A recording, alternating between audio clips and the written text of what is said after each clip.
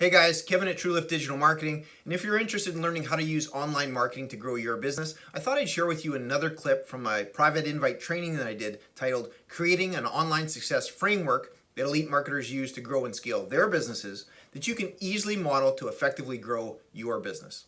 In this particular clip, we're going to pick up from where the last clip left off and talk about how you can separate yourself from your competitors and stand out from the crowd so that you can greatly increase not only your effectiveness when it comes to making sales, but also free up your time so you can get your message in front of more people so that you can grow your business rapidly, which is referred to in online marketing as scaling. Let's check out that clip now. In addition to your prospects being at various stages of awareness along their journey as it relates to their problems and the solution to those problems, they are also at various levels of awareness with you. A term used to describe your prospects or customers' awareness of you is traffic temperature. I'm pretty sure that the person that first introduced this concept to me was Molly Pittman. I'm not sure if she's the originator of it or not. But either way, there are three primary traffic temperatures: cold, warm, and hot. A cold prospect is someone who has never heard of you. On the other end of the spectrum is a hot prospect or even customer that is quite familiar with you and has been involved in your world for some time or has recently purchased something from you. And in the middle is a warm category, those basically who maybe they haven't heard of you, will have perhaps been referred by someone that they trust to you. How do you move someone from a cold prospect to a hot prospect or customer? And why would you even want to? Well, I'll get to that very question in just a moment, but first, I want to make a critical point here that elite marketers understand that separates them from those who try marketing but then fail and then say that marketing doesn't work. Those that fail often only try to market to those buyers that are about to make a purchase decision, meaning those that are either product aware or most aware. And what's worse, they try marketing to cold prospects at the product aware or most aware stages. This is a super important point that I'm trying to make here because it's a trap that is easy to fall into. Stay with me here because I'm going to explain how effective online marketing will help you not only steer clear of this trap, but also allow you to scale your business to a much bigger audience. So why do marketers fall into this trap in the first place? Well, there are a few different reasons, but one of them is because businesses often need money now. So business owners logically focus on the part of the market that is closest to making a purchase decision. It's the lowest hanging fruit, right? The shortest path to actually making a sale and collecting revenue.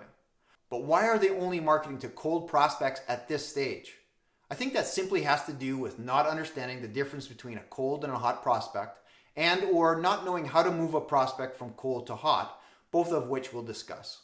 Should you not market to people at this stage? Of course you should. But if your prospect's first point of contact with you is right at the purchase decision, you've likely not differentiated your product or service in any way, which can kill your profit margin even if you do make a sale. And you've certainly not built up any relationship with them, which will severely limit your ability to do future business if you make a sale. Let me explain. When products compete with other products and there is no differentiation between them, you create one of two outcomes, neither of which is particularly good.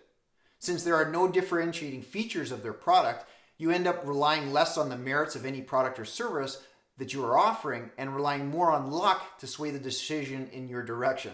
I refer to this as hope marketing because you hope that your product gets chosen for purchase, but there is nothing really there to tip the scales in your favor. I want you to scale your products and services, and hope marketing doesn't scale.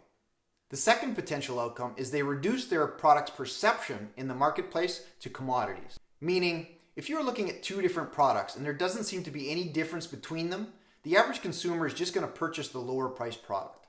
So product A lowers their price to make a sale, then product B realizes they're no longer competitive, so they lower their price.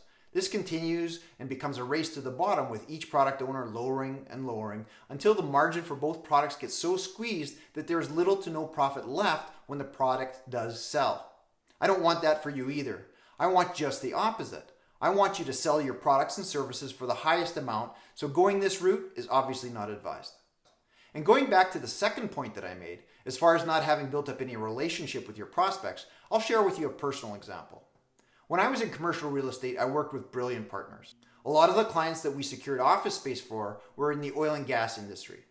We got paid by the square foot, meaning that the more office space that we leased, the more that we got paid. My partners knew that if we wanted to do a deal with a 100,000 square foot tenant, which is a big tenant, our chances of getting their business at that stage was greatly increased if we got to know them and add value when they were, say, a 2,000 square foot tenant or something significantly smaller. That gave us time to build relationships and add value, and when they had acquired other companies and had grown to the 100,000 square foot level, our competitors were at a severe disadvantage in getting that business away from us. Now, that kind of sounds obvious when I say it, right? But that doesn't mean that it was the approach that our competitors followed. And the reason for that is that it takes long and is consequently harder to do. But if you care about your clients and customers like we did in that business, we were handsomely rewarded for the extra effort. The point that I'm trying to make is if you take luck off the table and you put a plan based on building relationships, giving you the ability for your prospect to know you, like you, and trust you, then when it is decision time, you become the natural first choice of provider as opposed to hoping to win by chance. Now that's all great and all, but it sounds like a lot of work, right? But that is exactly why the average marketer, even if he or she is aware of the benefits of building a relationship, doesn't do it. But what elite marketers know is that with effective online marketing, the amount of time that it takes to build that relationship doesn't need to be long and doesn't need to require much effort at all once the system is set up. Now, to be clear, setting up your initial system, which I'll show you, will require some initial work, but once it is set up, you can automate it to run 24/7 so that it brings in prospects and builds a relationship with them, which frees up more of your time and resources to reach more people, allowing you to scale your business faster. That's the magic of it, which really isn't magic at all, as you'll see. I think this is a good place to cut that clip. What did you think of that? Here's a key bit of insight from that clip. These days, people lean to easy. As soon as they see that there's some work involved, their brain steps in and says, how can we get around this? And if we can't, let's leave this and try something else. This is actually great news when you understand how online marketing works. Because what elite marketers know, and what those that follow elite marketers know, is that once a system is set up, which is really just following a set of steps that somebody's already done, and once that system is automated, while it will require you to monitor and tweak things here and there, when your competitors are hitting the brakes, you'll be hitting the accelerator. If what I've been talking about is of interest to you and you're interested in learning more, the next clip that I have from you deals with how to make more money. There are really only 3 ways to make more money, and in this next clip I'll show you those 3 ways. To check out that next clip, simply click the link on your screen or perhaps find a link in your description area or somewhere on this page and you'll be taken to that video.